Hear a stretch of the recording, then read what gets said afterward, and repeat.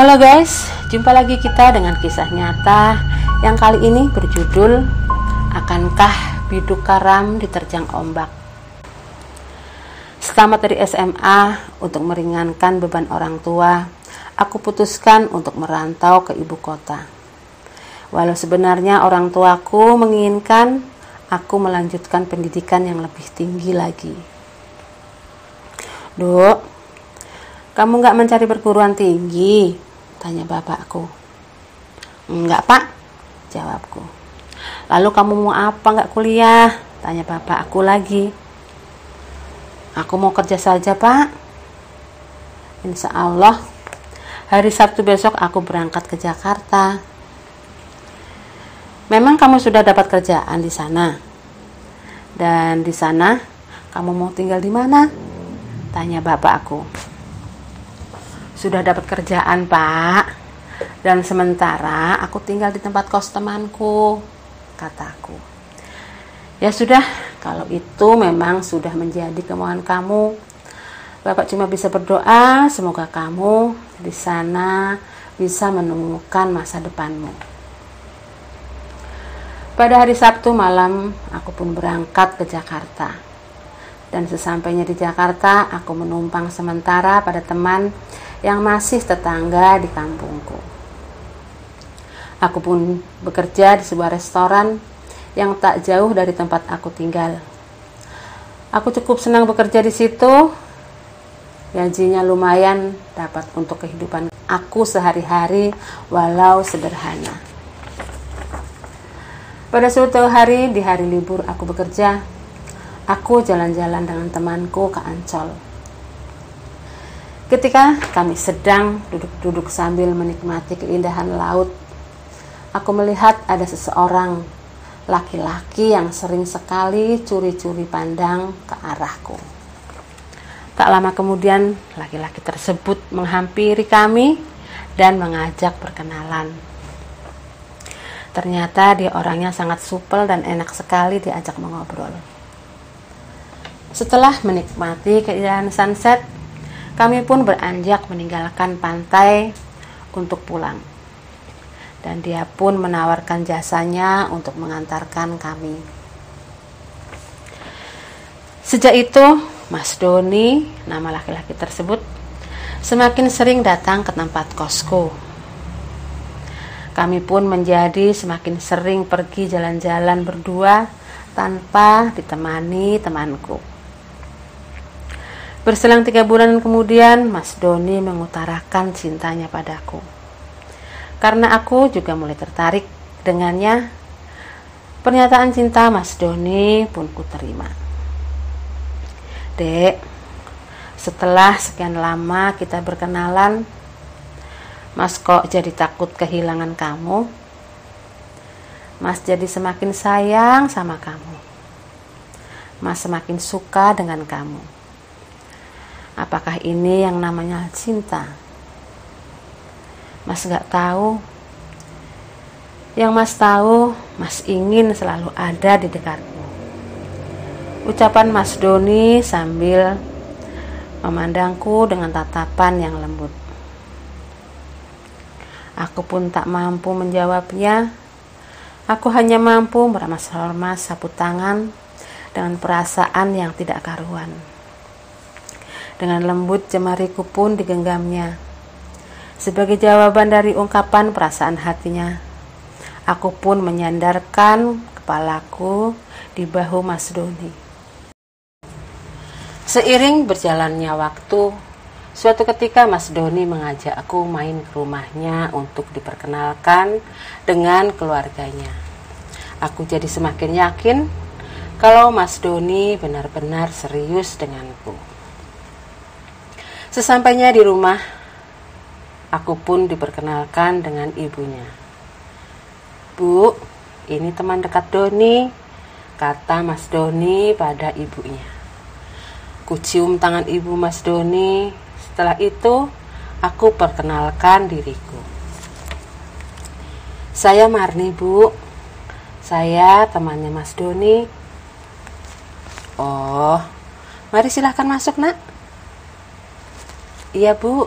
Terima kasih, jawabku sambil mengikuti beliau masuk. Silahkan duduk dulu ya nak ya, ibu ke belakang sebentar. Ya bu, kataku. Aku pun duduk di kursi tamu dengan rasa was-was dan canggung. Sedangkan Mas Doni sendiri mengikuti langkah ibunya masuk ke dalam. Tak berapa lama ibu Mas Doni keluar sambil membawa minuman dan makanan ringan. Silahkan disambi ya, ibu mau rapi-rapi dulu di belakang. Hari itu adalah pengalaman yang paling menegangkan. Aku berusaha mengambil hati ibu dan keluarga Mas Doni. Ternyata ibunya Mas Doni termasuk orang yang kuat dengan agamanya. Beliau tidak mau anaknya berpacaran terlalu lama. Aku pun langsung ditanyakan tentang hubunganku dengan Mas Doni. Nak Marni sudah serius dengan Doni. Kalau sudah serius, bagaimana kalau langsung menikah saja? Agama melarang loh kalau pacaran terlalu lama. Apalagi kalian sama-sama merantau di Jakarta. Ditodong dengan pertanyaan seperti itu, aku pun gelagapan harus menjawab apa. Aku hanya diam dan tersenyum. Melihat aku hanya terdiam dan menunduk, Ibu Mas Doni menafsirkan kalau aku setuju dengan pertanyaan Ibu Mas Doni. Dan singkat cerita, akhirnya aku menikah dengan Mas Doni.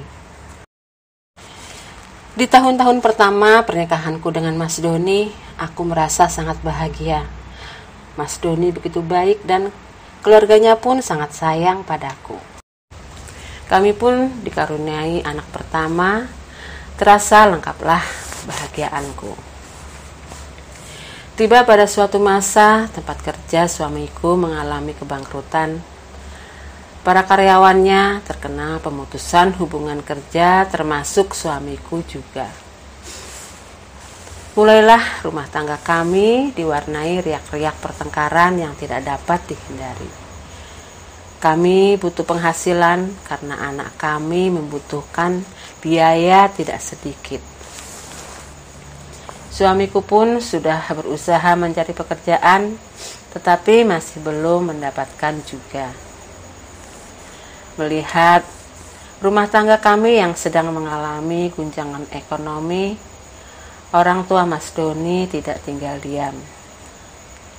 Suamiku pun dibelikan kendaraan angkutan kota untuk dikelolanya. Memang mertuaku itu termasuk orang yang berada. Sejak itu, suamiku berubah profesi menjadi sopir sekaligus mengelola angkutan kota. Namun, semenjak menjalankan kegiatan barunya tersebut, pergaulan suamiku semakin bertambah buruk. Suamiku sering pulang larut malam dan dari mulutnya pun tercium bau alkohol. Setiap kali aku tegur, setiap kali pula akan terjadi keributan besar. Mas, kok pulangnya sampai larut malam begini toh?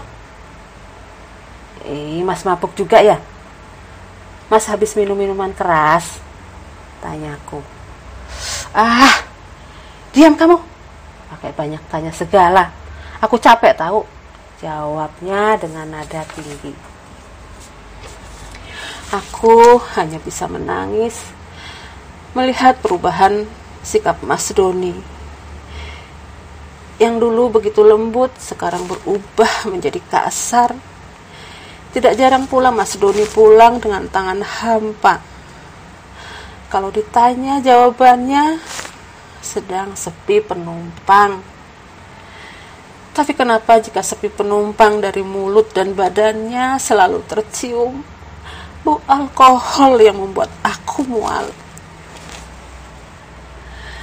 Lama-kelamaan, tabiat suamiku bertambah buruk saja. Mas Doni sudah mulai jarang pulang. Jika pulang pun sering dia tidak bawa uang. Aku mulai curiga dengan suamiku. Kuselidiki apa yang dilakukan suamiku di luar sana. Informasi yang kudapat ternyata suamiku suka main perempuan. Bahkan suamiku punya perempuan simpanan. Setelah mendapatkan informasi bahwa suamiku mempunyai perempuan simpanan, suatu hari aku ikuti suamiku secara diam-diam. Aku pinjam motor tetanggaku. Ku ikuti angkot yang dibawa suamiku menuju ke sebuah rumah mungil di pinggir kota. Kulihat Mas Doni turun dari angkot dan kulihat pintu rumah terbuka lebar. Ada sesosok wanita muda berpakaian seksi menyambut suamiku. Dia bergalayut manja di lengan suamiku sambil tertawa kecil. Rasanya darah dalam tubuhku mulai mendidih. Emosi pun tak bisa aku tahan lagi. Bara api dalam kalbuku mulai memanas. Dengan amarah yang memuncak, aku kejar suamiku yang masuk ke dalam rumah tersebut. Dengan suara yang parau dan air mata yang tak terbendung lagi, aku buka pintu dengan sekuat tenaga.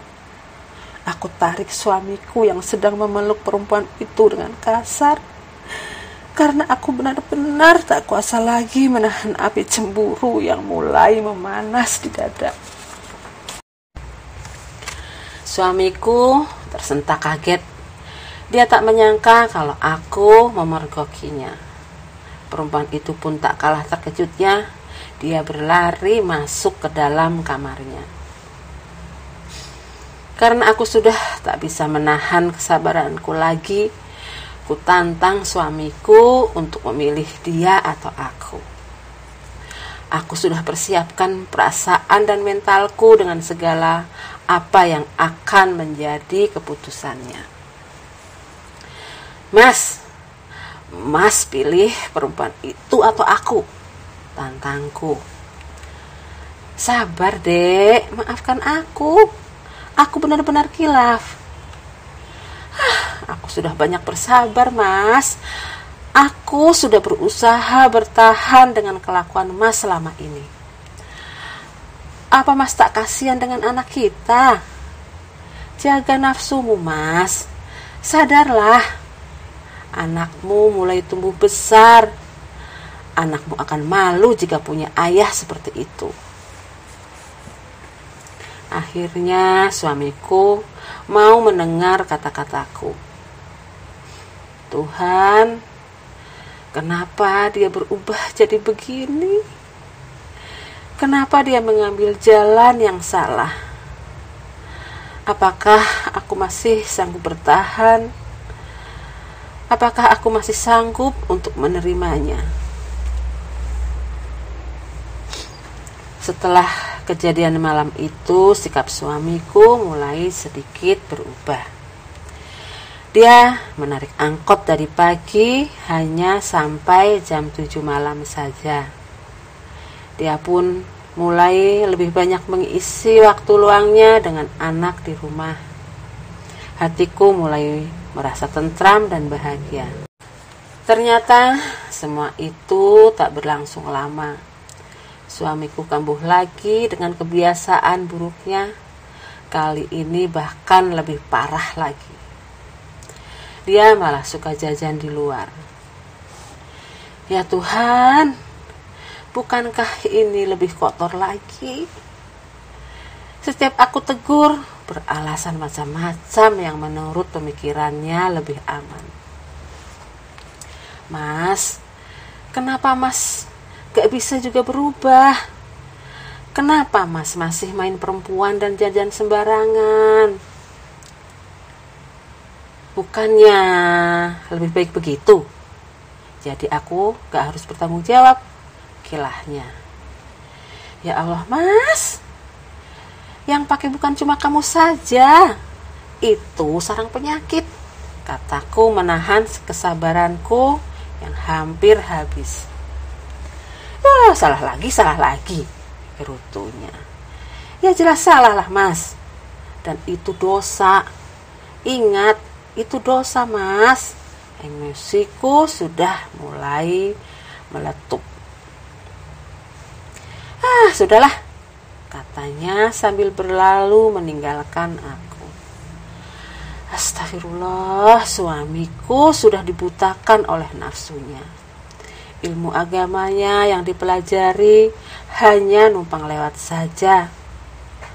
Aku ingin mengadu ke mertuaku, tapi aku takut beliau akan shock dan merasa bersalah. Aku hanya bisa menangis sendiri, meratapi kesedihanku. Aku tak mau menjadi beban pikiran orang tuaku dan juga beban pikiran mertuaku.